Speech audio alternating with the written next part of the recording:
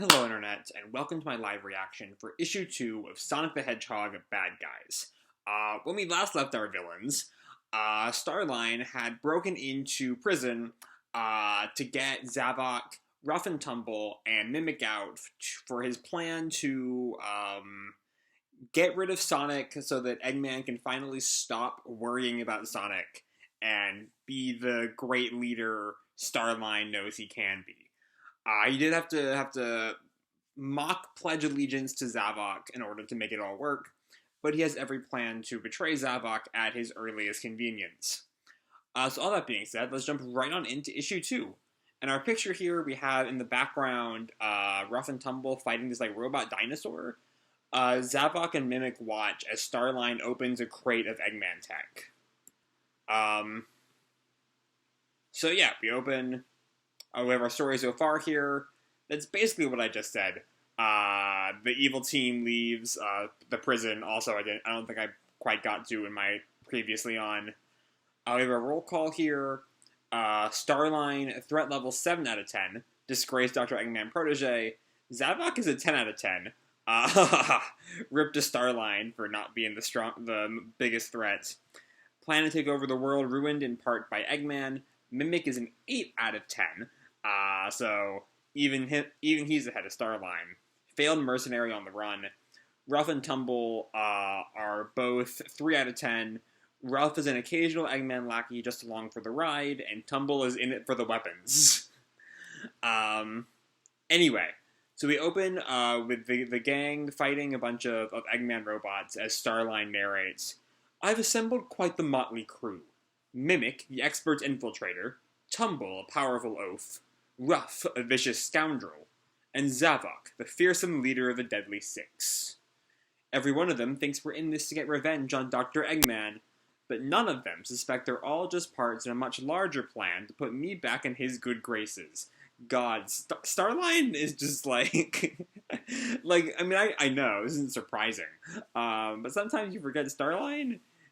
Just move on. He doesn't deserve you, Starline. Gotta move on.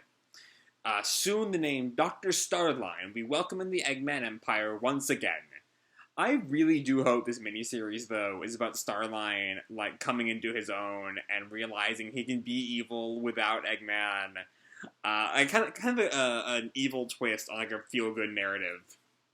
Anyway, but first I need the power to keep pace in a world of supersonic hedgehogs. We cut earlier, as Starline is narrating, giving them their next mission, I guess. We see a screen with 3 orbs, one for power, fly, and speed, which remind me a lot of Sonic Heroes. And I don't remember if these orbs are part, because Starline's line here is, "These are our targets, gentlemen. Power cores." And I forget if that's a part of Sonic Heroes, because I've not played that game in a very long time. But if so, that's a very unique part of the lore to dip into. And Tumble laughs, "Ha! What are we supposed to do with those? Build a ball pit?" And Rough, "We've been banned from all of them because we keep kicking out all the kids. They want the turf. They gotta fight for it." All right, sure, Rough and Tumble, and Mimic, responds to Starline, "That's Eggman tech, isn't it? I thought you were going to get me off his radar, not tick him off more." And I like just seeing the ways that Starline is repurposed badniks. We see the little ladybug badnik that Ruff is playing on. An Eggman robot is serving tea. Anyway, Starline assures Mimic, "We need their power for phase 2 of the plan. Then you'll be erased from his records, not before." And Zavok asks, "What do these cores do?" "They're concentrated energy used by a variety of machines in the Eggman Empire. When properly harnessed, they amplify the user's physical abilities. In your case, and turns to Zavok, a red power core can double your already incredible strength, sir." "Indeed. And how do we harness their power?" "Just by touching their AM this is his thoughts. "Just by touching their AM cases, but you don't know that." He says out loud, "Through special adapters I will build and supply you with. So we're seeing this is, another part of Starline's plan to stay ahead of Zavok. But Mimic says, power is fleeting. How does this get me closer to disappearing? I expected to have to spell things out for Rough and Tumble, but I'm surprised you're having trouble stringing it together. And Mimic gets onto him. Don't push me, Doc. And Rough laughs. He's saying Armhead is as dumb as us. What a loser. And Tumble laughs as well. Apparently they're not quite bright enough to realize they're being mocked here. Anyway, Starline continues. Very well. Phase 2 of the plan has us infiltrating one of the very few EggNet hubs. It routes all data flow within Dr. Eggman's network. Once we take command of that, we command all of his information. With that kind of access, and then Mimic puts the pieces together. With that kind of access, you can make it like I never existed. I can move freely. Finally focus on getting revenge. And Zavok chimes in. You could also rewrite the command line for his armies. Turn his entire empire on him in an instant. There are failsafes, but everything within that hub's region would be prone to exactly that. And Zavok looks at him. You would go that far against your former master? You can't use half measures against Dr. Eggman. Either you defeat him, or it's game over.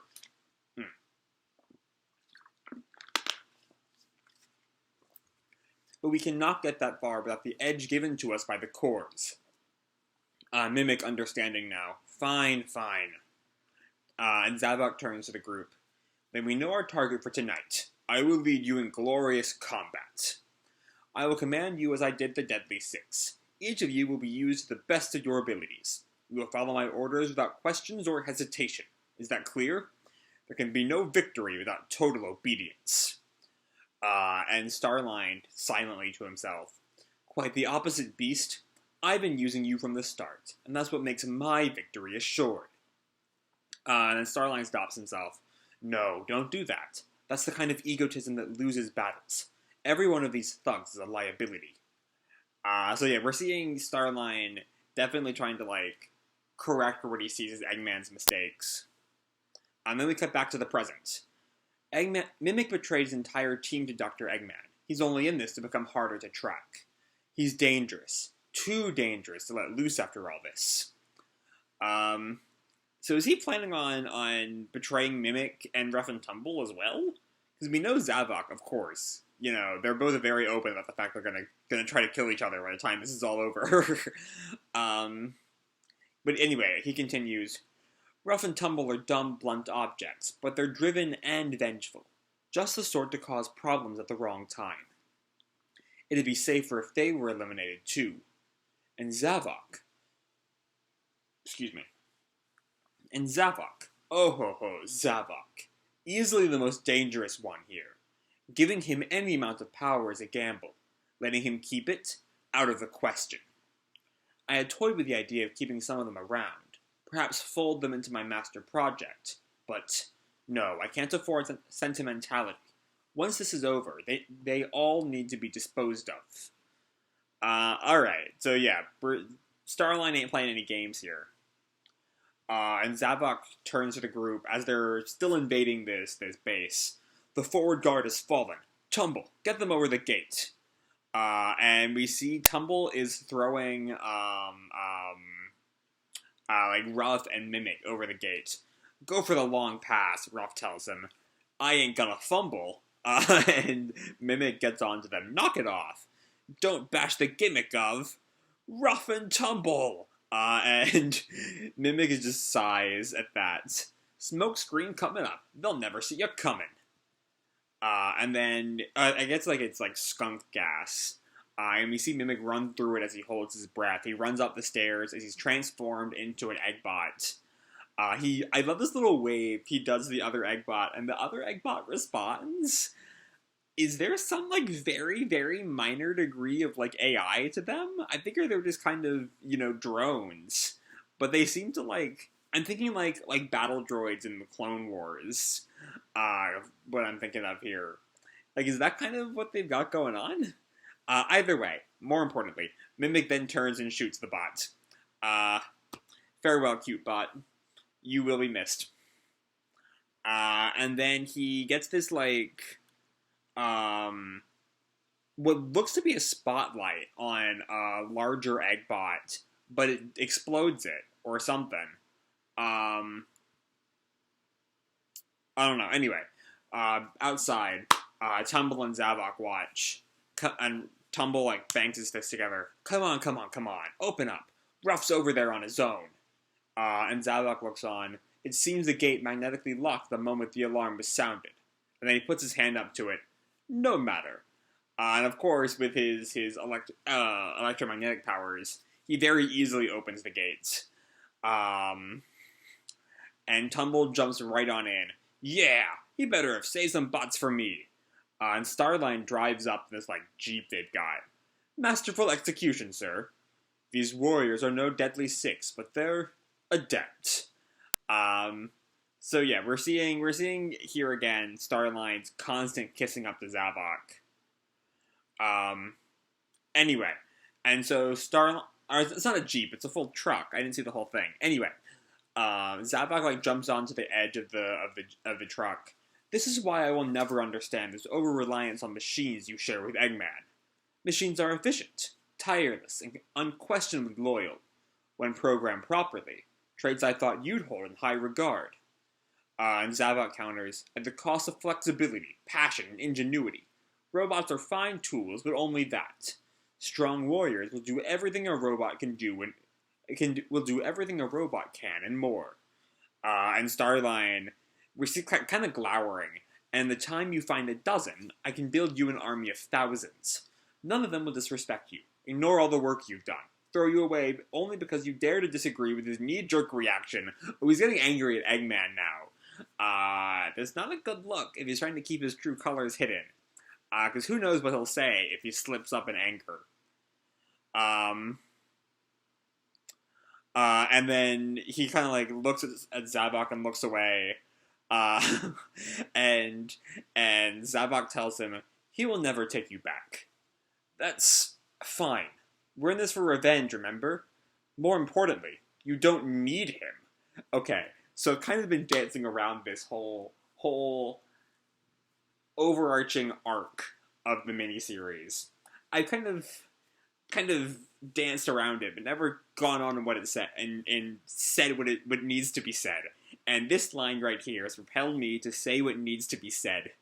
This is a breakup comic. This whole book is about Starline's breakup with Eggman, and he needs to learn that he can do better. And I think the more Ian Flynn frames it as a breakup, the better this series will be. Just the idea of Zavok being the friend telling him to move on, that's just so funny to me. I love it. Anyway, continuing. And Starline's shocked at this. What are you? And Zavok tells him, your plan to control the metal virus and my pack was solid. You made one miscalculation while attempting to right all Eggman had done wrong. Could this actually, stir Starline? It very well could be a trap that Zavok is laying to get Starline to, give up or something. But also, maybe it'll work. Anyway, we see, Starline and Zavok have arrived. All the bots are dead. And Starline climbs out of the truck. It was his plan. I was merely adding my notes, and Zavok tells him, you have great potential, Doctor. Do not limit yourself by trying to become Eggman. Surpass him. And Starline, starts to think to himself, dare I think so brazenly? The master plan was already to, could I go further? And so yeah, it does, like I've been saying his last issue, look like that's where this arc is going. It's Starline moving on from a bad breakup. I love it. I'm a big fan. Anyway, Mimic stops this whole conversation. Can we move this along? This was supposed to be a quick raid. Meanwhile, Ruff and Tumble are arguing. 21. You just said you busted 20. Yeah, well, I forgot one. So did I. 22. I win. I remembered more. 29. I win. Yeah, they got that going on in the background. And then we cut to Starline. Before we enter, change into Sonic and mock the nearest security camera. Mimic, why? Must you question everything? Because we want Eggman to think this is a bit of heroic vandalism. He won't question it. If he knows we're working against him, he'll begin preparing countermeasures for us. Mimic, understanding, turns to Sonic. Take the pressure off me and put it on Sonic? Sure, I can get behind that. And he goes to a security camera. Hey, Eggy, did you sneeze out a wire brush or are you having a bad stash day?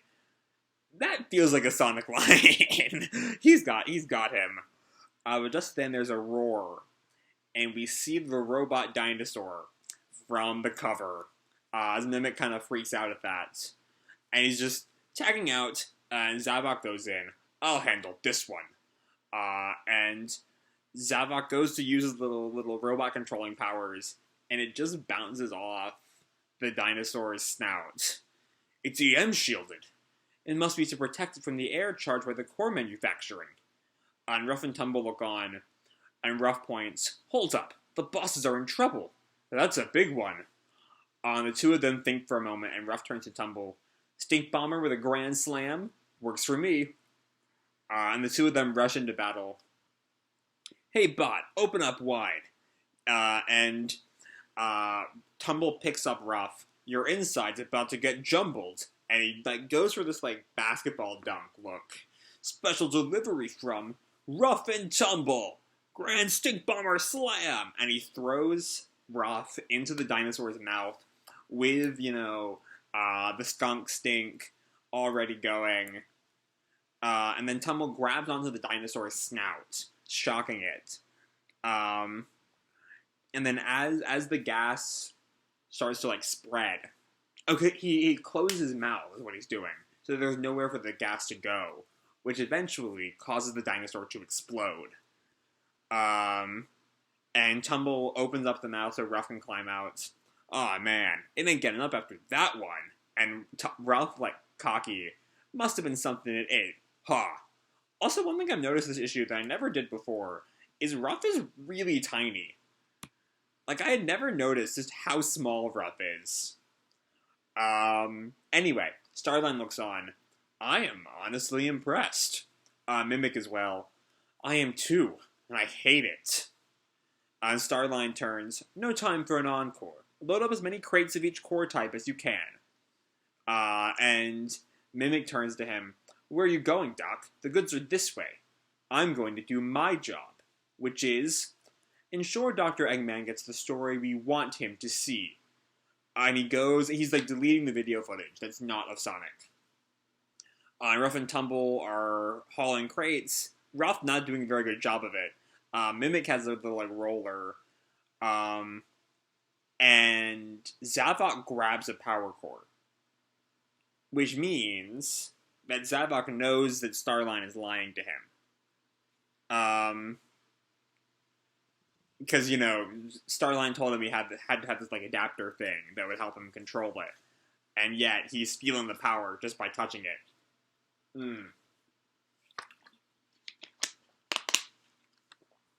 So anyway, Zavok and Tumble stand at the gate while the other three drive off. And Zavok turns to Tumble. On 3. 1, 2, 3. And they both punch the gate, leaving a hole. There's evidence of Sonic's trademark spin dash. Yeah. So I figure the spin dash would have cut a hole through it. But anyway, the two of them jump in the back of the truck, and the truck zooms off into the desert. The next day, and we see Eggman and Orbot are at the base. Orbot turns to Eggman. Here's the report, boss. It isn't pretty. Eggman reads it over. You called this a report?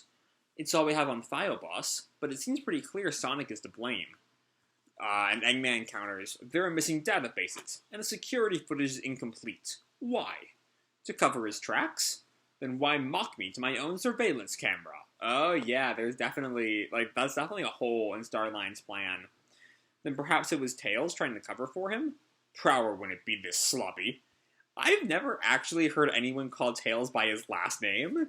And it's the best thing I've ever seen. Go for it, Eggman. We should only ever call Tails Prower from now on. I love it. We shouldn't. That was a bad move. But it's really fitting for Eggman. I like it. Anyway, Prower wouldn't be this sloppy. No, something else is going on, and when I find out who's up to it, they're going to pay dearly. So yeah, now Eggman is starting to get on our team's trail. Anyway, back with Starline. He's working on some machinery, and he's thinking, Zavok has a point. No robot I built would have done what Rough and Tumble did. I thought this was going to be about needing to move on from Eggman. It's actually about the value of organic fighters. But I won't allow myself to rely on anyone again. Not in the way the team thinks I rely on them now. Food for thought once I can move forward with my long-term plan. For now, I must focus on the present. To enable the future. And he's doing something. He leaves this little tent area. And I'm one step closer to achieving that dream now that I have this. A means to ensure I never have to... A means to ensure I never have to rely on anyone again. And he puts something in the Warp Topaz glove. Something that looks blue. Like a speed power core? Yeah, he's zooming all around the base and flying with the fly core. And then also picking it up with the power core. Success. Now I can contend with the self-proclaimed heroes of the world. With the power of the Tri-Core. He's fused them into one. Next time, power grab. Okay, you see our little next month preview, which isn't actually next month. It's supposed to be in like 3 weeks, which is still November. But we see Zavok, what looks like a burning base, some badniks. I can't make out much else. Anyway, this issue is fun. It's really fun. It's great. So yeah, basically, what we have, the big things to going forward, is the Tri-Core, clearly. So that Starline, now that he's lost the Warp Topaz, has a new power. And it basically is super speed, flight, and strength. Like he's a full Sonic Heroes team. Though I imagine, like, there's more than one of each core, right? Because Zavok has a power core, or at least held it, which should tell him that even if he doesn't still have it, even if there was only one of each core, then he knows that, like, all you have to do is touch it and it works.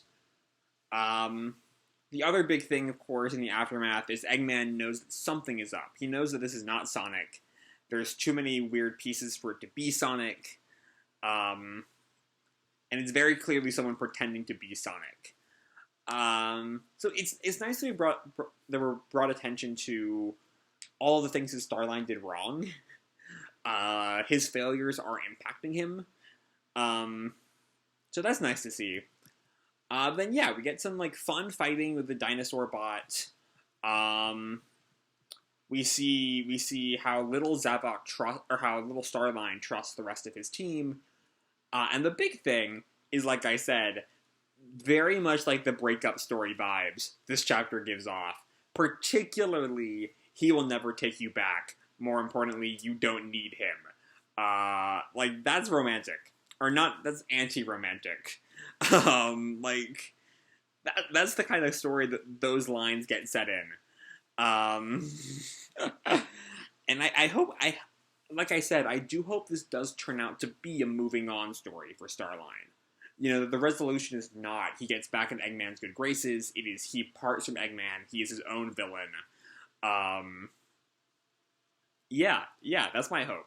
That's my hope. But beyond that, this chapter really is kind of just moving the story forward. Beyond that one, let's look at this as a breakup story. It's about...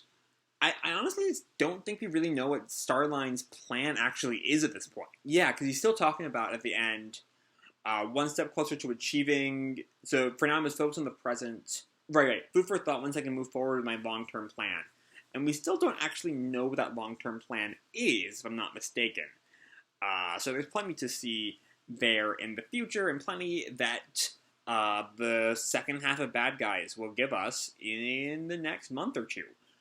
But yeah, for now, this is just a really fun chapter, giving some great new perspectives on the story, and also moving it forward with some fun fights along the way.